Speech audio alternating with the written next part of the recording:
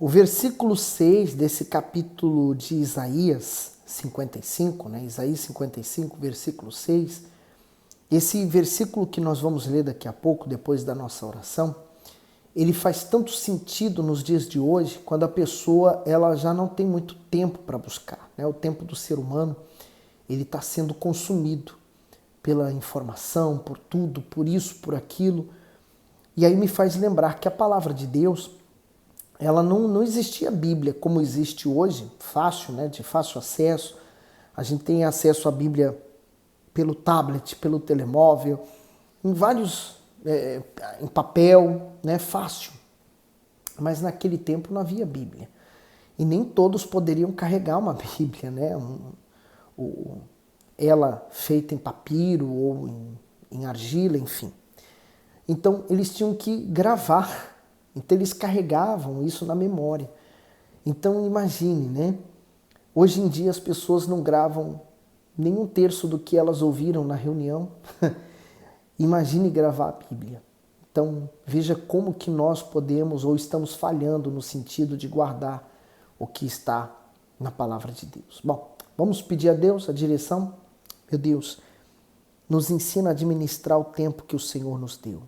O Senhor nos computou 24 horas, todos os dias. E somos capazes de gastar milhares de horas com coisas em vão, que não vão produzir nada na nossa vida. Mas somos capazes de, às vezes, dizer que não temos tempo de ler a Tua palavra, e nem de orar, nem de ir à igreja, porque estamos atarefados. Nós não sabemos priorizar, valorizar o que realmente tem valor, meu Deus. Nos ensina. Por isso entrega essa meditação em Tuas mãos. Amém. Olha lá, Isaías 55, versículo 6.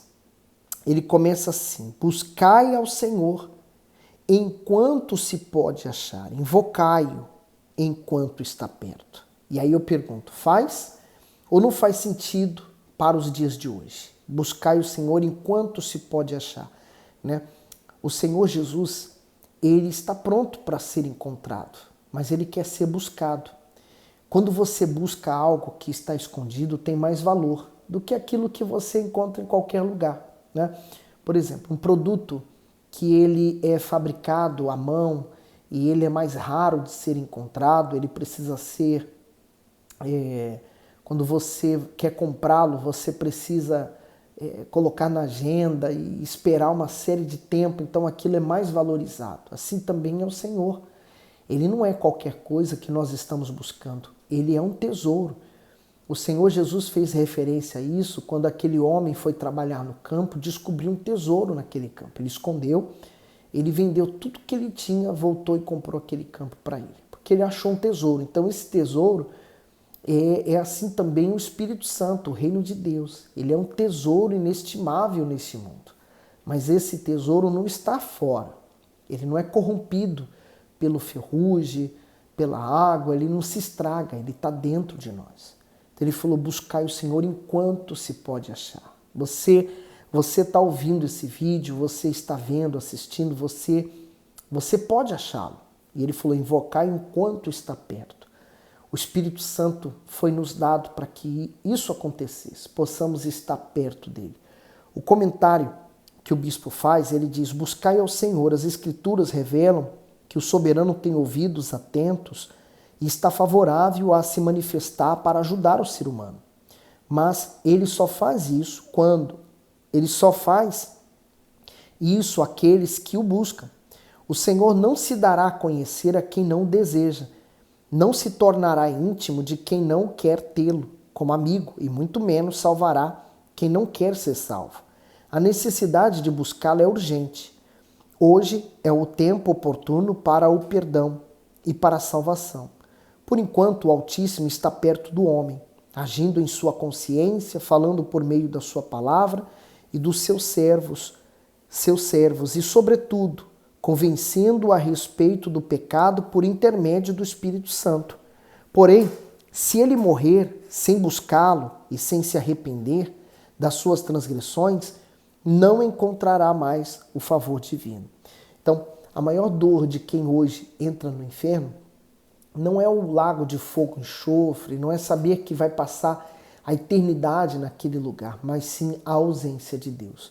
Que isso não acontece agora, enquanto estamos vivos. Agora o 7. Deixe o ímpio o seu caminho e o homem maligno os seus pensamentos e se converta ao Senhor, que se compadecerá dele, torne para o nosso Deus, porque grandioso é em perdoar. Olha que maravilhoso, né? Deixe o ímpio o seu caminho. Quer dizer, ele pode parar, ele pode deixar de ser quem ele é. Sabe quando o ser humano ele erra, está tão frustrado, machucado, ferido, e ele disse assim, se eu tivesse uma segunda chance para recomeçar, então Deus está dando. A palavra dele está dizendo exatamente isso. Deixe o ímpio o seu caminho, o homem maligno os seus pensamentos e se converta ao Senhor. Tornar-se para Deus faz com que Deus se torne para você. E quem tem Deus com ele tem tudo. Tem a força, tem a disposição, tem a alegria, tem a paz. Talvez não seja isso que está faltando na sua vida, você se tornar para Deus. Por isso que ele disse, deixe o ímpio, você tem que deixar, abandonar, deixar essa vida para trás e se agarrar ao que Deus tem para você. A palavra de Deus ensina você a viver corretamente. No 8, porque os meus pensamentos não são os vossos pensamentos, nem os vossos caminhos os meus caminhos, diz o Senhor. Então, não podemos comparar a nossa vida com a do Senhor Jesus, né? Não podemos comparar os nossos pensamentos com o dele. Nós somos limitados. E o que o ser humano faz? Normalmente, ele transmite essa limitação para Deus. Ele acha que também, assim como para ele é impossível determinada coisa se resolver ou mudar ou acontecer, ele também acha que Deus não é capaz de fazer. Mas ele falou, porque os meus pensamentos não são os vossos. Então Deus tem os pensamentos para nós de paz, de alegria, de felicidade. E seguindo para o 9, porque assim como os céus são mais altos do que a terra, assim são os meus caminhos mais altos do que os vossos caminhos, e os meus pensamentos mais altos do que os vossos pensamentos. O apóstolo Paulo ele falou assim, que nós devemos pensar nas coisas do alto. E é exatamente o que o Senhor, Deus, está falando pelo profeta Isaías. Ele falou, meus caminhos são mais altos do que os da terra. Quando a pessoa não nasce de Deus, ou ela ainda é nascida da carne, ela só consegue ver o natural. Ela consegue ver só os problemas diante dos seus olhos. Se alguém disser para ela que é possível, ela é capaz de até gozar com aquela pessoa. Olha, lembrei de um exemplo, né? Quando o Senhor Jesus foi curar a filha de Jairo, quando ele chegou na casa, todas as pessoas se riam de Jesus, porque ele falou, não, a menina não morreu, ela dorme. E todos se riam, gozavam dele, porque dizia que ele estava maluco. Mas Jesus falou, a menina dorme. E ele deu uma ordem, manda que todos saiam da casa. Então ele tirou aquela gente incrédula, porque a incredulidade impede a ação da fé. Então quando Jesus chegou à menina, ressuscitou e devolveu para os pais ela viva. Então é exatamente isso. Os nossos pensamentos não podem ser da terra, tem que estar nos céus. Então quando você está parado, você pensa em quê? Você fica pensando no que na sua vida? Você raciocina no que nos seus pensamentos? Pensa nas coisas de Deus. Isso faz um comentário aqui do versículo 7 ao 9, que diz assim, os meus pensamentos não são os vossos pensamentos. Enquanto no versículo anterior o Todo-Poderoso propõe ao homem buscá-lo, nesses versículos ele discorre sobre a sua vontade em perdoar o ímpio.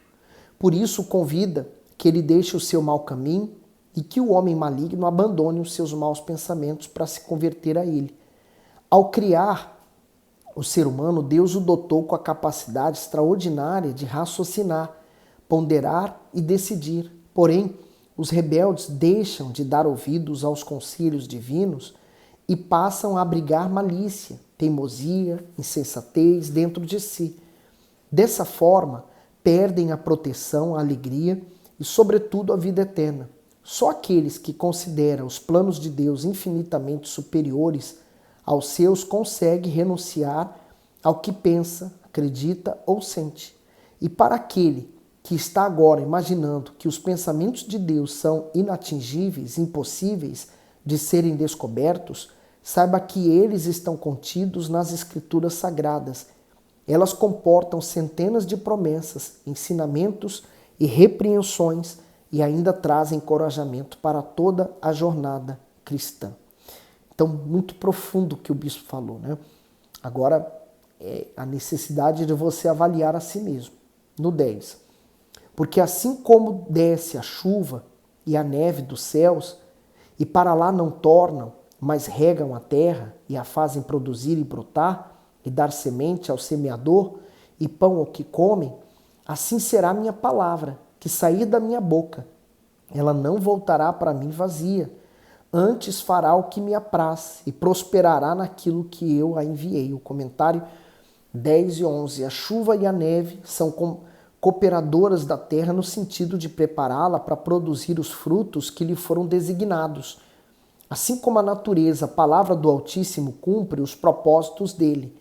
Sua palavra jamais volta vazia, sem as realizações que lhe foram atribuídas. Isso acontece porque ela expressa toda a natureza divina.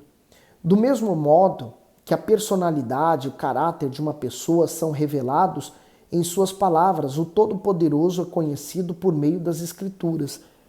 Nos preceitos divinos encontramos eficácia e poder, mesmo diante dos corações mais duros e das situações mais improváveis. É impossível que eles falhem. Por isso, para aqueles que creem, a palavra é poderosa e eficaz para proteger, avivar e fortalecer. Mas para aqueles que a rejeitam, ela se tornará um instrumento de juízo e de condenação. Olha só, Deus faz uma comparação. A chuva vem dos céus, cai e entra na terra, penetra na terra. E ela dá condições àquela semente que foi plantada a dar frutos.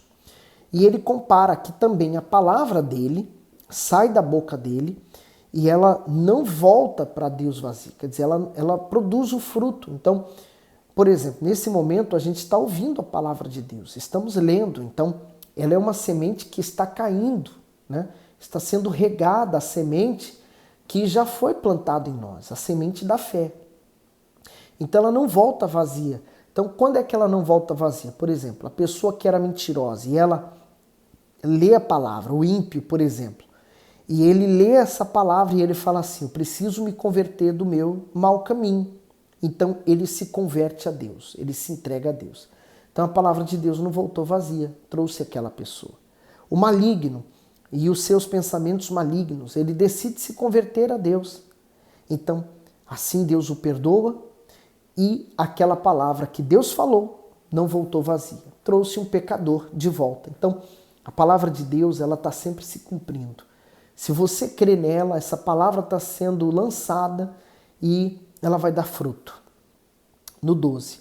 Porque com alegria saireis e em paz sereis guiados. Os montes e os outeiros romperão em cântico diante de vós, e todas as árvores do campo baterão palmas. Em lugar do espinheiro crescerá a faia, e em lugar da sarça crescerá a murta, o que será para o Senhor por nome e por sinal eterno que nunca se apagará. O comentário do 12, as árvores batendo palmas. O movimento que as árvores fazem em meio ao vento lembram pessoas dançando, cantando e batendo palmas alegremente. Essa comparação que Isaías faz se deve ao fato de que um dia toda a criação divina se alegrará com a plena redenção da humanidade. Após o fim da opressão no mundo, veremos a natureza se unindo aos salvos em grande regozijo.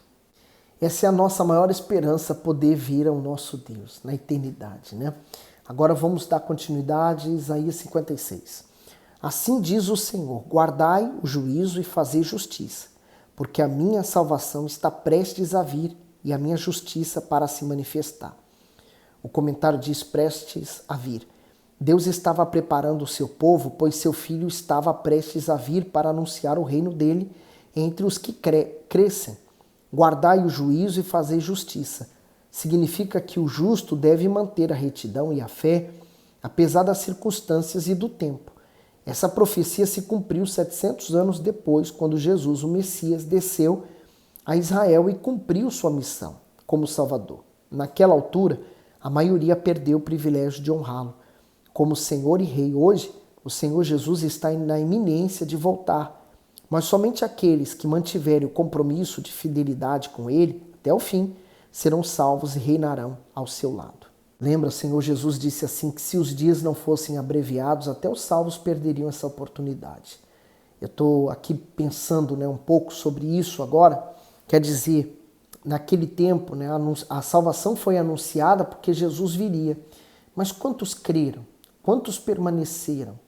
Aí a pessoa diz assim, mas nos dias de hoje, Jesus está demorando para voltar. É verdade, aparentemente está demorando sim. Mas quando uma pessoa morre, então o mundo acabou para ela. Naquele momento, se ela estava salva, Jesus voltou para buscá-la. E se ela subiu, então agora ela está salva. Então, Jesus está voltando para aqueles que estão salvos. Então eu tenho que pensar todo dia nisso, a minha salvação, e garantir ela, e não me deixar esfriar. No 2, bem-aventurado o homem que fizer isto, e o filho do homem que lançar mão disto, que se guarda de profanar o sábado e guarda a sua mão de fazer algum mal.